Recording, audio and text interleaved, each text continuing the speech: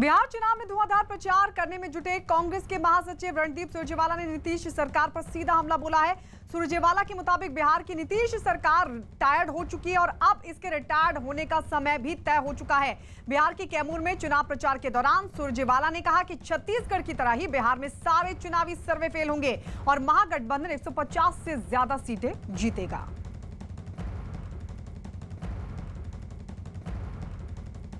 सचिव रणदीप सिंह सुरजेवाला बिहार में चुनावी रैली संबोधित करने जा रहे हैं। प्रचार की कमान भी संभाल रहे हैं। लगातार डेरा डाले हुए पटना में हमारे साथ बातचीत करने के लिए मौजूद हैं और हम भी उनके साथ हेलीकॉप्टर से आज पूरे दिन वो किस तरह से चुनावी जनसभा को संबोधित करते हैं, क्या मुद्दे उठाते हैं, वो भी देखेंगे और उनसे बात भी करेंगे। रणदीप जी, ये जो बिहार का चुनाव है, आप लोग कह रहे हैं बदलाव का चुनाव है, लेकिन जो सर्वे आ रहे हैं वो ये दिखा रहे हैं कि नीतीश सरकार ही टिकने वाली है। बिहार के चुनाव में बदलाव की बयार है।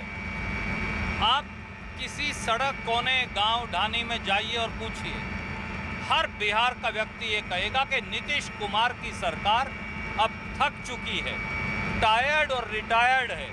अब इस टायर्ड और रिटायर्ड सरकार की बजाय एक युवा सरकार चाहिए, कांग्रेस का तजर्बा चाहिए, तेजस्वी की तरुणाई चाहिए।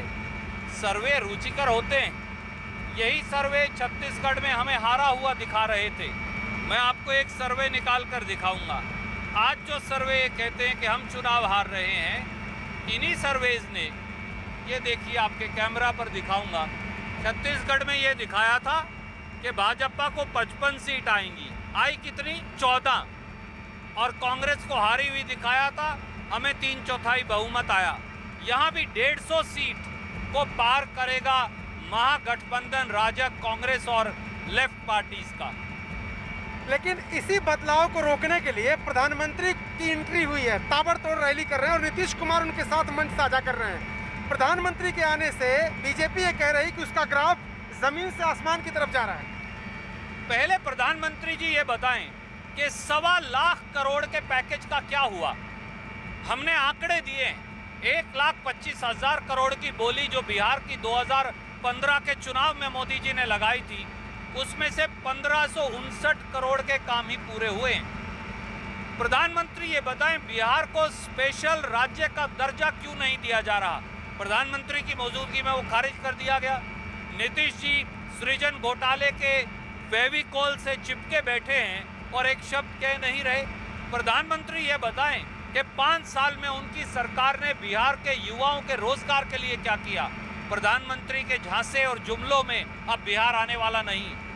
लेकिन एक कमजोर कड़ी आपके महागठबंधन की है, वो है लालू यादव। लालू यादव से पीछा छुड़ाने के लिए तेजस्वी ने उनकी तस्वीर हटवा दी। कार्यालय में कहीं तस्वीर नहीं, पोस्टर में नहीं, झंडा में नहीं, बैनर में नहीं। फिर भी आपके जो विरोधी हैं, खासतौर से नीतीश कुमार और प्रधानमंत्री ने भी कहा कि लालटेन का युग गया। यानी लालू यादव आज भी आपको मुश्किल में डाल रहे हैं, परेशान कर रहे हैं। जंगल राज की याद निर्मला सीतारमण भी दिला के गए। ये बात वो लोग कर रहे हैं जिन्होंने 15 साल में कुछ किया नहीं।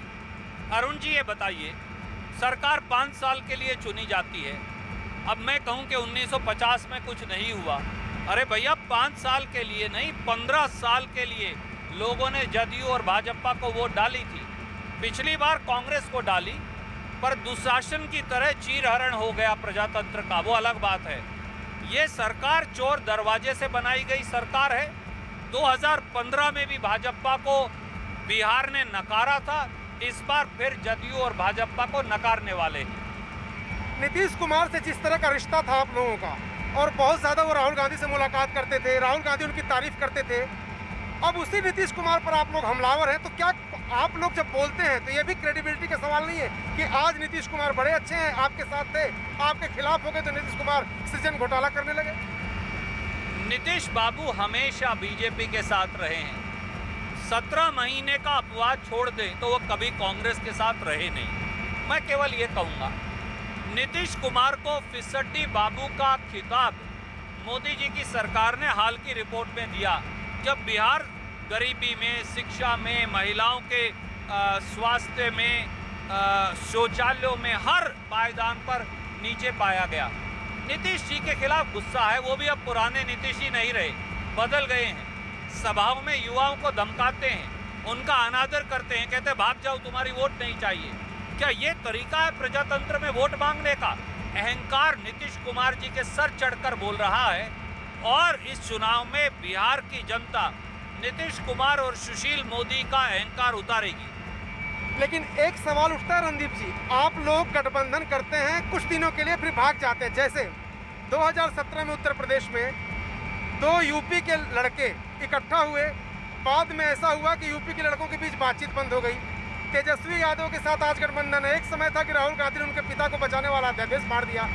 ये गठबंधन क्या टिकाऊ गठबंधन है या फिर ये वक्ती तौर पे गठबंधन है? ये गठबंधन दलों का नहीं, दिलों का है। हमने ये निर्णय किया है कि इकट्ठे मिलकर चलेंगे। सत्ता प्राप्ति अकेले लक्ष्य नहीं, वो माध्यम है, रास्ता है, परंतु नए बिहार का निर्माण करना है। नए आइडियाज, नए विजन, नई फुर्ती, नई स्फूर्ति के साथ वो हमारे पास है। टायर्ड और रिटायर्ड गठबंधन भाजपा और जेडीयू का है और नया गठबंधन हमारा है। हम 10 लाख नौकरियां देंगे, किसान को न्यूनतम समर्थन मूल्य देंगे, बिजली बिल हाफ करेंगे, कर्जा माफ करेंगे, बेटियों से इंसाफ करेंगे। हम एक नया विजन बिहार के लिए लाए हैं। भाजपा के पास क्या है, जदयू के पास क्या है? जदयू और बीजेपी के पास 19 लाख रोजगार है और वो ये भी कह रहे हैं कि ये तो 10 लाख दे रहे हैं, हम 19 लाख दे रहे हैं। और दूसरी बात उन्होंने ये कहा, पैसा कहाँ से आप लाएंगे, वो बेहतर प्रबंधन करेंगे। आपके सवाल के अंदर ही उनकी कॉन्ट्राडिक्शन, विरोधाभास छुपा है। जब हमने कहा हम 10 लाख रोजगार देंगे तो नीतीश कुमार जी ने कहा रोजगार दिए नहीं जा सकते। सुशील मोदी जी जो बीजेपी के डिप्टी चीफ सीएम है, उन्होंने कहा रोजगार नहीं दिए जा सकते। अगले दिन भाजपा कहती है हम 19 लाख रोजगार देंगे। अरे भैया, कौन सच बोल रहा है और कौन झूठ? पहले बीजेपी तो आपस में फैसला कर ले। हमने तो रोड मैप भी दिया है। कैबिनेट की पहली बैठक में 5 लाख सरकारी खाली पद पड़े, उनकी भर्ती करवाएंगे। 5 लाख रोजगार, बिहार को आईटी हब बनाएंगे। अगर बिहारी जाकर बंगलोर में, गुड़गावा में, बंबई में, चेन्नई में आईटी इंडस्ट्री चला सकता है तो पटना में क्यों नहीं? और बीजेपी को रोजगार देना था तो 780 हफ्ते, 15 साल से जदयू और बीजेपी की सरकार है, तब क्यों नहीं दिया? अब लोगों को भ्रम फैलाकर मूर्ख बनाने से काम नहीं चलने वाला। आप कह रहे हैं बंगलोर की तरफ पटना में आईटी हब क्यों नहीं बन सकता? वो लोग कह रहे हैं इसलिए नहीं बन सकता क्योंकि तेजस्वी के आते ही जंगल राज आ जाएगा और फिर वही कहानी दोहराई जाएगी। इस बार क्या कांग्रेस ये इंश्योर करेगी अगर सरकार बनती है कि जो आरजेडी की छवि है उसके मुताबिक सरकार न चले? मैं न्यूज़ 18 पर एक सवाल आपके दर्शकों के लिए रखता हूँ। 15 साल से तो तेजस्वी सत्ता में नहीं है ना। 15 साल से तो नीतीश बाबू और सुशील मोदी हैं, जदयू और बीजेपी हैं, तो वो रोजगार क्यों नहीं लाए? वो आईटी हब क्यों नहीं लाए? तेजस्वी एक नौजवान है, नए आइडियाज हैं, क्लीन स्लेट है, कुछ अच्छा करने की सोचते हैं। कांग्रेस का तजर्बा और सरकार चलाने का तरीका है। हम मिलकर लेफ्ट पार्टीज के साथ एक ऐसी सरकार देंगे जो सारे दरवाजे हमारे नौजवानों के लिए खोल देगी। 2 बात, आपके ही जवाब से 2 बात। तेजस्वी की क्लीन छवि आप कह रहे हैं, सुशील मोदी कहते हैं घोटालेबाज है, IRCTC घोटाले में उनका नाम है। दूसरी बात, माले की आपको सवाल उठाते कहते हैं नक्सलवाद वापस लाने की कोशिश कर रहा है महागठबंधन। सुशील मोदी जी पहले ये जवाब दे दें, निक्कर पहनकर जब पूरा पटना डूब गया था तो निक्कर पहनकर खुद को क्यों बचा रहे थे? अरे डिप्टी सीएम ही राजधानी को डुबो दे और फिर निक्कर पहनकर हमारी सेनाओं को कहे बाकी सबको छोड़ दीजिए, पटना के नागरिकों को हमें बचाओ। वो भी सवाल पूछ सकते हैं। सृजन घोटाला, उसके अंदर सीधा सीधा बीजेपी और जदयू के नेताओं का हाथ है, सवाल हमसे पूछते हैं। शराब माफिया आपकी सरकार में, आपके संरक्षण में चलता है। 20,000 करोड़ तक का शराब का व्यापार हो रहा है, 3.5 लाख परिवार उलझा दिए। सवाल हमसे पूछते हैं। हमें यह विश्वास है कि एक नौजवान है तेजस्वी, वो अच्छा काम करेंगे। कांग्रेस और लेफ्ट पार्टीज साथ रहेंगे। हमारा तजर्बा, हमारा सरकार चलाने का तरीका और तेजस्वी की इच्छा, नई उमंग, ये मिलकर एक अच्छी सरकार हम दे पाएंगे। मेरा आखिरी सवाल है आप रणदीप जी, क्या ये जो आपका महागठबंधन है, अब ये चूंकि केंद्र में भी लेफ्ट दलों के साथ आप रह चुके हैं, आरजेडी के साथ रह चुके हैं, एक प्रयोग बिहार में हो रहा है कि समान विचारधारा के दलों के साथ बिहार देखा जाए। अगले साल 5 राज्यों में चुनाव है और उसके बाद फिर केंद्र में चुनाव की तैयारी आप लोग, तो क्या ये बड़े पैमाने पर आप लोग इसको एक तरह से प्रयोग कर रहे हैं? अरुण जी, आज के दिन जैसे महाभारत में अर्जुन को मछली की आंख दिखती थी, हमें बिहार की प्रगति और विकास दिखता है। आज के दिन ये गठबंधन बिहार का गठबंधन है। पहले बिहार जीतेंगे, फिर पूरे देश में एक नई क्रांति लाएंगे। उसका निर्णय पार्टी उस समय करेगी, वो निर्णय आज नहीं हो सकता। तेजस्वी को तो आपने घोषित कर दिया मुख्यमंत्री पद का उम्मीदवार, लेकिन राहुल गांधी की जब बात आती है तो आपकी पार्टी कहती है बाद में तय करेंगे। क्या राहुल गांधी आपके चेहरा होंगे 2024 के लिए? और आज जो वो प्रचार करने कुछ दिन पहले आए थे तेजस्वी, छोटे राज्यों में कहीं अखिलेश कहीं तेजस्वी, छोटे दलों से गठबंधन करके और केंद्रीय स्तर पर राहुल गांधी को आगे करने की रणनीति है ये? देखिए, राहुल गांधी जी कल भी हमारे चेहरा थे, आज भी हैं और कल भी रहेंगे। ना पहले कोई संशय था, मैंने बार बार कहा है, ना आगे का कोई संशय। पूरे हिंदुस्तान के कांग्रेस जन केवल और केवल राहुल गांधी जी के नेतृत्व को मानते और स्वीकारते हैं। वो हमारा देश में भी चेहरा होंगे और यहाँ भी राहुल गांधी जी तेजस्वी के साथ जब प्रचार करते हैं तो ये डबल इंजन का महागठबंधन हो जाता है। रणदीप सिंह सुरजेवाला कह रहे हैं कि डबल इंजन की सरकार के दावे के सामने उन्होंने डबल इंजन का प्रचार राहुल गांधी और तेजस्वी की जोड़ी पेश की है और वो दावा कर रहे हैं कि 150 सीट के साथ महागठबंधन सरकार बनाएगा बिहार में। 10 नवंबर का इंतजार है जब तस्वीर साफ होगी। कैमरामैन जयपाल सिंह रावत के साथ अरुण सिंह, न्यूज़ 18 इंडिया, बिहार।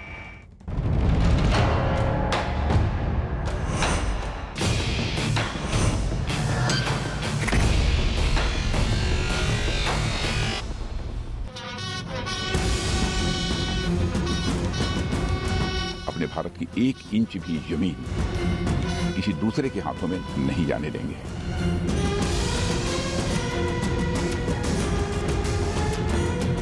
दुनिया के बाकी देशों ने भी चीन को अब डांटना शुरू किया है।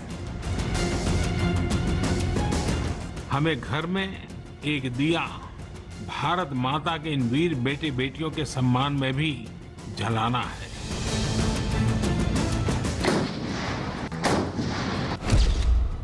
दशहरा पर चीन को सीधी चेतावनी। अपने भारत की 1 इंच भी जमीन किसी दूसरे के हाथों में नहीं जाने देंगे। चीन के विस्तारवाद पर भारत का वार। उसका स्वभाव विस्तारवादी है, सब लोग जानते हैं। लेकिन और एक अंतर ऐसा है कि इस बार भारत ने उसकी जो प्रतिक्रिया दी उसके कारण वो सहम गया।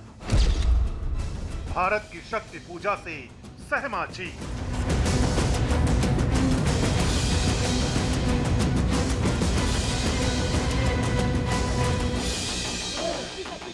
भारत माता की, भारत माता की, भारत माता की। चीन की विस्तारवादी नीयत पर भारत ने एक बार फिर जोरदार प्रहार किया है। दशहरा के मौके पर दार्जिलिंग से लेकर नागपुर तक, नागपुर से लेकर दिल्ली तक चीन को यही संदेश दिया गया कि जिस भारत को लगातार शी जिनपिंग की सेना उकसाने का काम कर रही है, उसे हल्के में लेने की भूल चीन को बहुत भारी पड़ सकती है। पश्चिम बंगाल के दार्जिलिंग में देश के रक्षा मंत्री राजनाथ सिंह ने जवानों के साथ शस्त्र पूजा के दौरान चीन को बेहद सख्त संदेश दिया।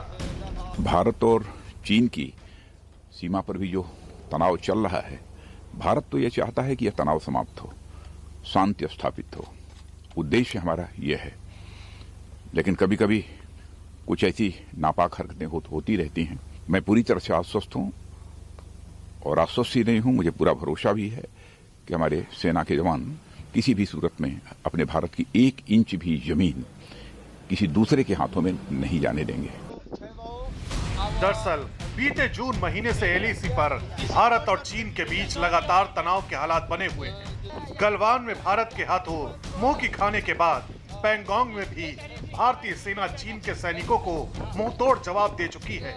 बावजूद इसके चीन की प्रोपेगेंडा मशीनरी भारत को लगातार युद्ध के लिए उकसा रही है। यही वजह है कि न्यूज़ 18 इंडिया ने देश के रक्षा मंत्री राजनाथ सिंह से इस बारे में सुपर एक्सक्लूसिव बात की। रक्षा मंत्री राजनाथ सिंह ने गलवान में अपने शौर्य का प्रदर्शन करने वाली बिहार रेजिमेंट के जवानों को भी पूरी शिद्दत के साथ याद किया। साथ ही इस बात का भी दावा किया कि जवानों की शहादत किसी भी कीमत पर जाया नहीं होने दी जाएगी। राजनाथ साहब, जब गलवान की घटना हुई, बिहार रेजिमेंट के काफी जवान, वहाँ 20 जवान शहीद हुए थे, आप लोगों ने, रक्षा मंत्रालय ने भी कहा था, आपने भी उस समय कहा था कि शहादत व्यर्थ नहीं जाएगी। क्या हम लोग जो अपनी स्थिति सुदृढ़ करने में सफल हुए हैं वहाँ पर? इसमें कहीं दो राय नहीं कि गलवान घाटी में हमारे बिहार रेजिमेंट के जवानों ने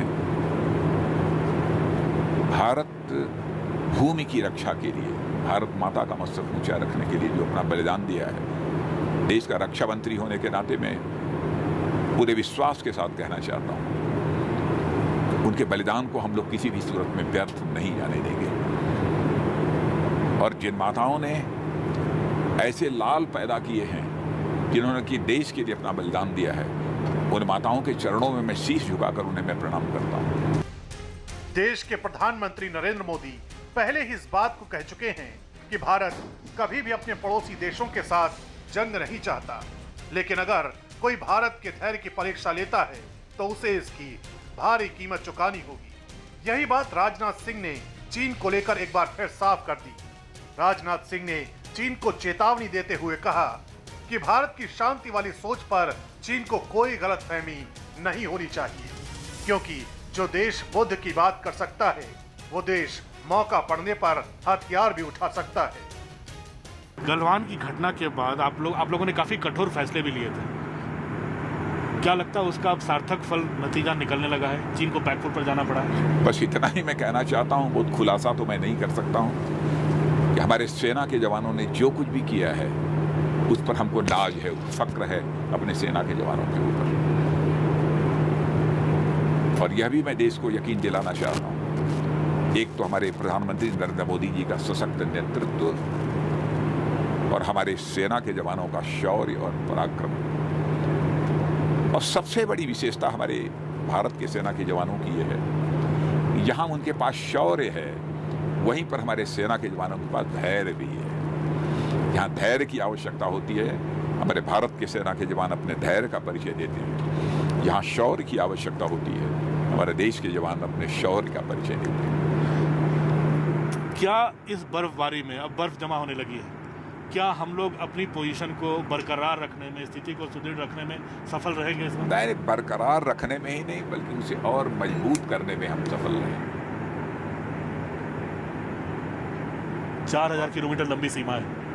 वैसे जहाँ तक भारत का प्रश्न है, भारत बराबर शांति का पक्षधर रहा है, पीस एंड ट्रैंक्विलिटी जिसे बोलते हैं, उसके हम पक्षधर रहे हैं। हम अशांति नहीं चाहते, हम अपने सारे पड़ोसी देशों के साथ अच्छे रिश्ते बनाकर रखना चाहते हैं। लेकिन यदि हमारे देश की धरती पर यदि कोई आंख उठाकर देखने की कोशिश करता है तो हम उसे किसी भी सूरत में बर्दाश्त नहीं कर सकते। न्यूज 18 से बात करते हुए देश के रक्षा मंत्री राजनाथ सिंह ने साफ किया कि चीन को 1 इंच भी जमीन नहीं लेने दी जाएगी, फिर चाहे इसके लिए देश की सेना को किसी भी हद तक जाना पड़े। मैं देशवासियों को भी यकीन दिलाना चाहता हूं कि भारत की 1 इंच जमीन भी हम किसी भी सूरत में जाने नहीं देंगे। और यह बात यदि मैं कह रहा हूं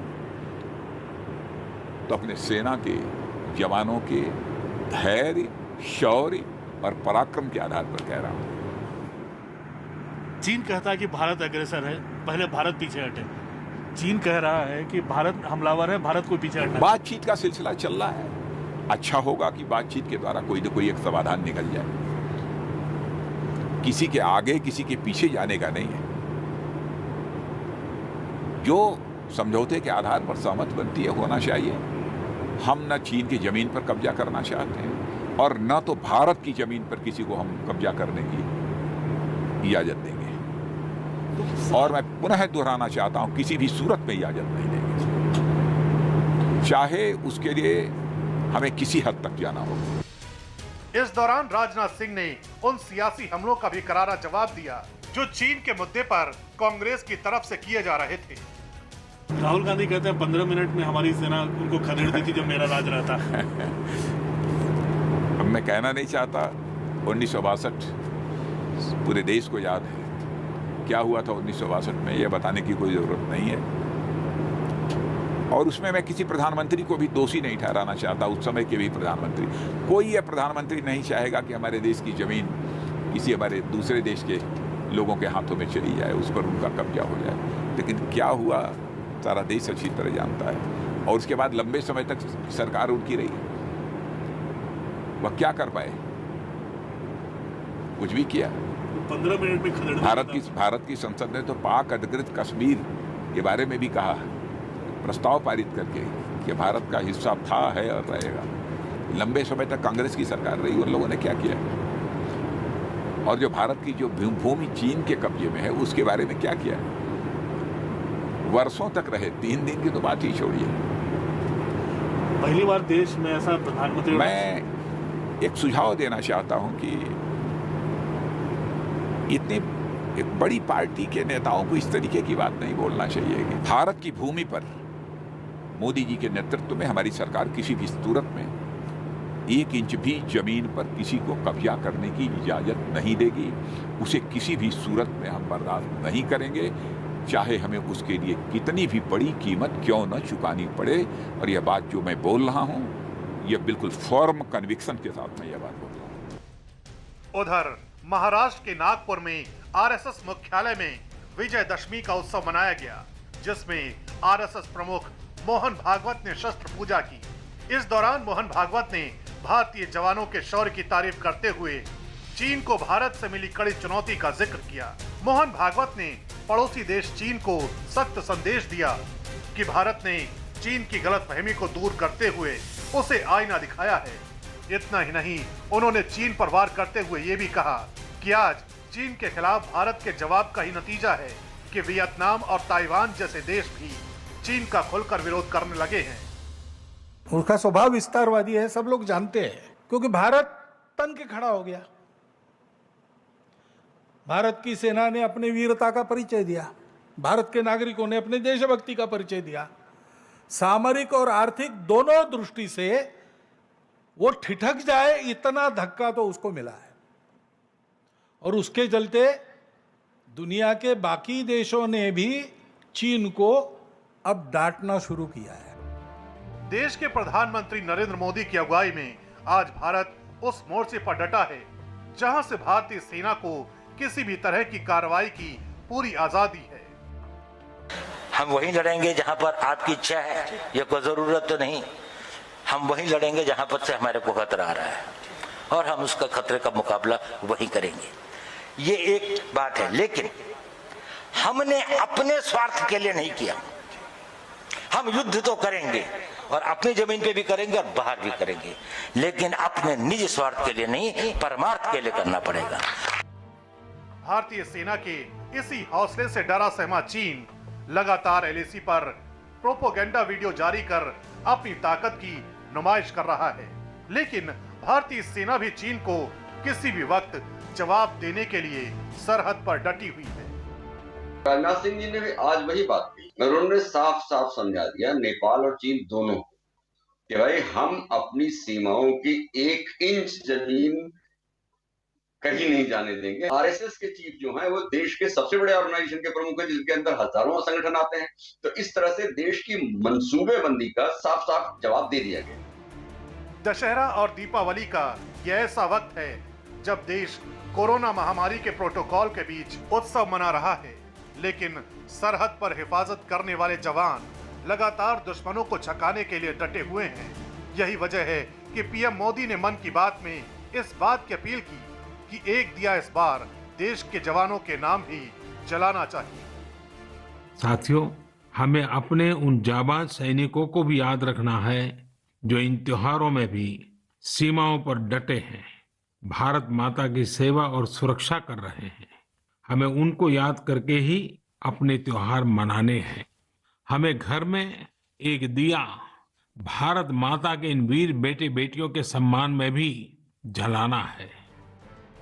जाहिर है एलएसी से लेकर एलओसी तक दुश्मन मुल्क भारत के खिलाफ कितनी ही साजिशों को अंजाम दे ले, पीएम मोदी की अगुवाई वाला भारत न झुकने वाला है, न ही अपने इरादों से 1 इंच पीछे हटने वाला है। विजयदशमी का उत्सव अत्याचारी, अतिक्रमणकारी और घमंडी को परास्त करने का उत्सव है। हमारा पड़ोसी देश चीन भी घमंड में चूर होकर एलएसी पर अतिक्रमण करने पहुंचा, लेकिन उसे हर मोर्चे पर मुंह की खानी पड़ रही है। जमीन पर हमारे लड़ाकू जत्थे तैनात हैं तो आसमान में विध्वंसक हेलीकॉप्टर। भारतीय वायुसेना की पहली अटैक हेलीकॉप्टर स्क्वाड्रन का गठन 1 नवंबर 1983 को किया गया। 80 और 90 के दशक में भारत के स्क्वाड्रन में रूस के बने Mi-25 और Mi-35 हेलीकॉप्टर शामिल थे, लेकिन अब दुनिया के बेहतरीन लड़ाकू हेलीकॉप्टर शामिल हो चुके हैं।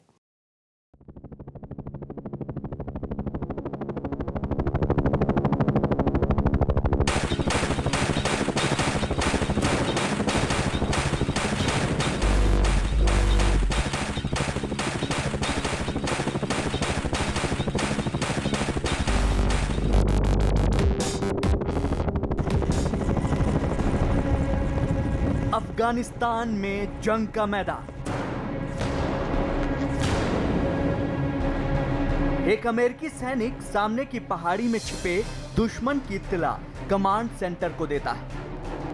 If you can identify the fingers going to on the south side of that spur. इसके कुछ ही देर बाद आसमान पर हेलीकॉप्टर नजर आता है और तालिबान के आतंकियों पर कहर बनकर टूट पड़ता है।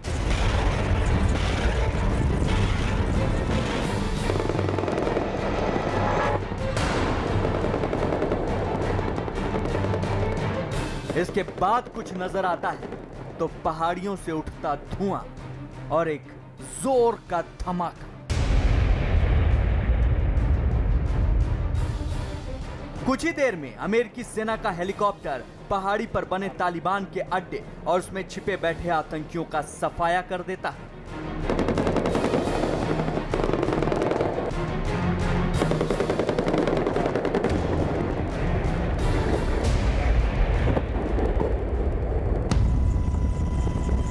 हेलीकॉप्टर हवा में उड़ती वो वॉर मशीन जिसके आगे ताकतवर दुश्मन भी बेबस नजर आता है। हेलीकॉप्टर यानी वो खतरनाक मशीन जो पलक झपकते ही दुश्मन पर मौत बनकर झपटती है। हेलीकॉप्टर यानी वो हथियार जिसके आगे दुश्मन पनाह मांगने लगता है।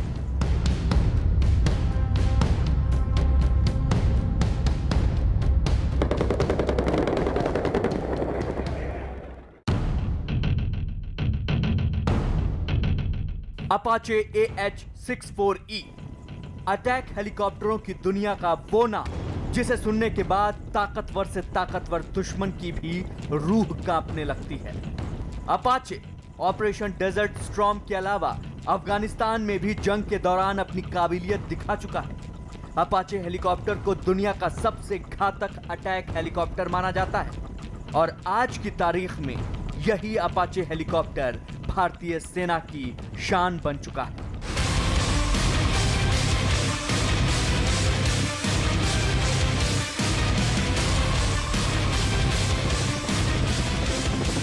ऊंची पहाड़ियों पर काम करने की जबरदस्त क्षमता रखने वाले अपाचे हेलीकॉप्टर को एलएसी पर तैनात किया गया है। करगिल युद्ध के दौरान अपाचे की कमी खूब खली थी, इसीलिए अब ऊंची पहाड़ियों पर मिसाइल और रॉकेट ले जाने के लिए अपाचे का खूब इस्तेमाल किया जा रहा है। 2015 में पहली बार अमेरिकी कंपनी बोइंग और भारत सरकार के बीच अपाचे हेलीकॉप्टर की खरीद पर करार हुआ था और इस करार के मुताबिक भारत बोइंग से 22 अपाचे हेलीकॉप्टर खरीदेगा। इस करार के तहत 2019 में बोइंग ने 8 अपाचे हेलीकॉप्टर भारत को सौंप दिए थे। यकीन मानिए, अपाचे हेलीकॉप्टर जंग की सूरत में भारत का रणवीर बन सकता है।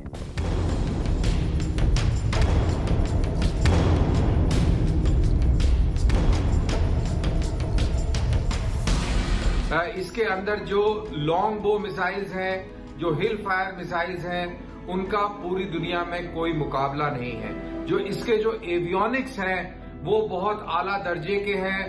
वो ऑप्ट्रॉनिक बेस्ड डेटाबेस पर काम करते हैं। इससे उनको जैमिंग करना बहुत मुश्किल है। अफगानिस्तान की जंग में अमेरिका का पलड़ा भारी करने वाला अपाचे हेलीकॉप्टर ही था।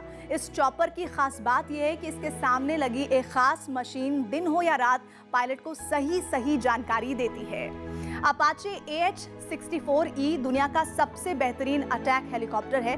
अपाचे पर 16 mm मशीन गन लगी है जिसमें 1200 गोलियां भरी जा सकती हैं। अपाचे पर 16 एंटी टैंक AGM-114 हेलफायर और स्ट्रिंगर मिसाइल लगी होती है। इसके अलावा अपाचे पर हाइड्रा 70 अनगाइडेड मिसाइल भी फिट की जा सकती है। अपाचे 1 मिनट में 128 लक्ष्यों पर निशाना लगा सकता है। ये 280 किलोमीटर प्रति घंटे की रफ्तार से उड़ सकता है। इसकी रफ्तार की वजह से दुश्मन के रडार इसे पकड़ नहीं पाते। अपाचे की फ्लाइंग रेंज 550 किलोमीटर है। अपाचे हर मौसम और हर क्षेत्र में हमला करने की ताकत रखता है। सेंसर फिट होने की वजह से अपाचे रात में भी उड़ान भर सकता है। 11 अपाचे पाकिस्तान पर नजर रखने के लिए पठानकोट बेस पर तैनात होंगे। 11 अपाचे चीन सीमा के पास जोरहाट में तैनात किए जाएंगे।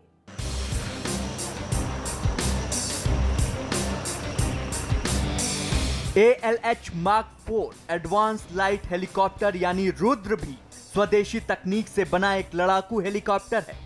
रुद्र को सबसे पहले जोधपुर एयर बेस पर तैनात किया गया था।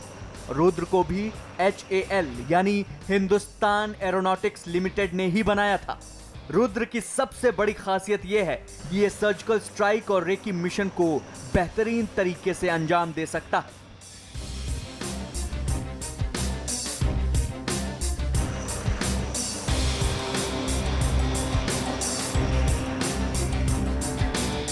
रुद्र का नाम ही नहीं, रणभूमि पर इस हेलीकॉप्टर की भूमिका भी रौद्र होती है।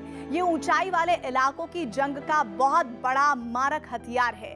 रुद्र लद्दाख के थोइस बेस पर तैनात किया गया है। हाई एल्टीट्यूड वॉरफेयर में रुद्र चीन के Z-19 हेलीकॉप्टर पर भारी पड़ता है। रुद्र की कॉकपिट कांच की बनी होती है। रुद्र 290 से 300 किलोमीटर प्रति घंटा की रफ्तार से उड़कर हमला कर सकता है। यह हेलीकॉप्टर टैंक ध्वस्त करने वाली मिसाइल हेलिना से लैस है। इस पर 20 mm की एक कैनन भी लगी है। पहाड़ों में जंग का सरताज ये हेलीकॉप्टर एयर टू एयर और एयर टू ग्राउंड अटैक करने में सक्षम है। रुद्र पर 70 mm का रॉकेट और मिसाइल सिस्टम भी लगा है। इसके नेवी वर्जन में एंटी शिप मिसाइल सिस्टम लगा हुआ है। रुद्र 6 से 8 किलोमीटर के दायरे में बड़ी तबाही मचा सकता है। रुद्र के फ्यूल टैंक पर गोली लगने के बाद भी ये नहीं फटेगा, क्योंकि इस पर ऐसा सिस्टम लगा है जो गोली लगते ही टैंक को सील कर देगा। रुद्र की एक यूनिट राजस्थान के जोधपुर में भी तैनात है। लिहाजा इसकी बदौलत भारतीय वायुसेना पाकिस्तान से सटे वेस्टर्न बॉर्डर पर शॉर्ट नोटिस पर भी कहीं भी स्ट्राइक कर सकती है।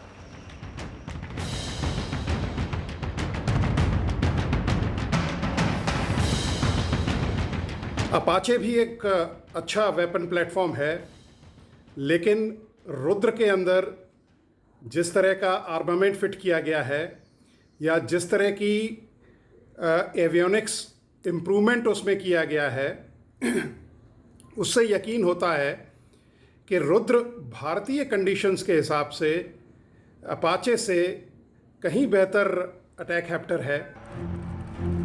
LCH यानी लाइट कॉम्बैट हेलीकॉप्टर भारत में ही बना एक अटैक हेलीकॉप्टर है। LCH को हिंदुस्तान एरोनॉटिक्स लिमिटेड ने विकसित किया है। LCH हवा में ही दुश्मन के विमानों या मिसाइलों को नष्ट करने में सक्षम है। इसकी सबसे बड़ी खासियत यह है कि ये चलते फिरते टारगेट पर भी सटीकता से वार करने में सक्षम है।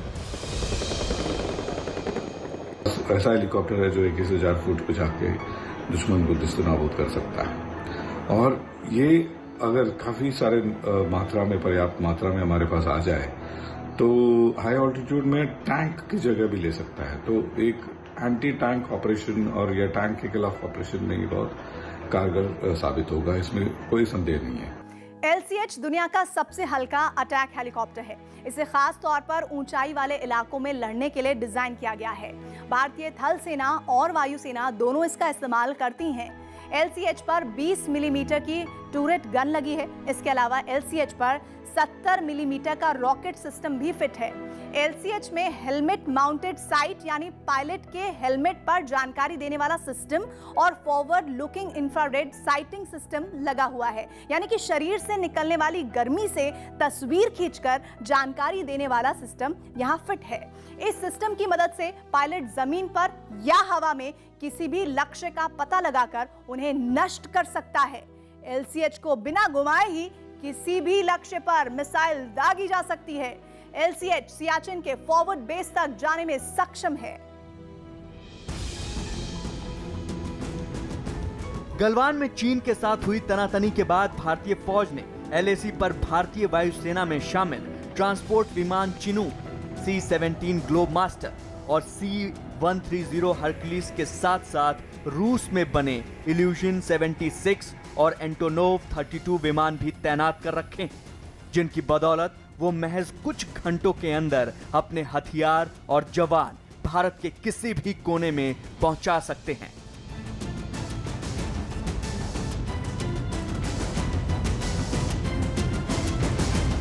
यानी अगर किसी दुश्मन ने भारत की तरफ आंख उठाने की जुर्रत भी की तो उसे ऐसा करारा जवाब मिलेगा जिसके बाद वो फिर कभी दोबारा भारत के साथ उलझने की गलती नहीं करेगा।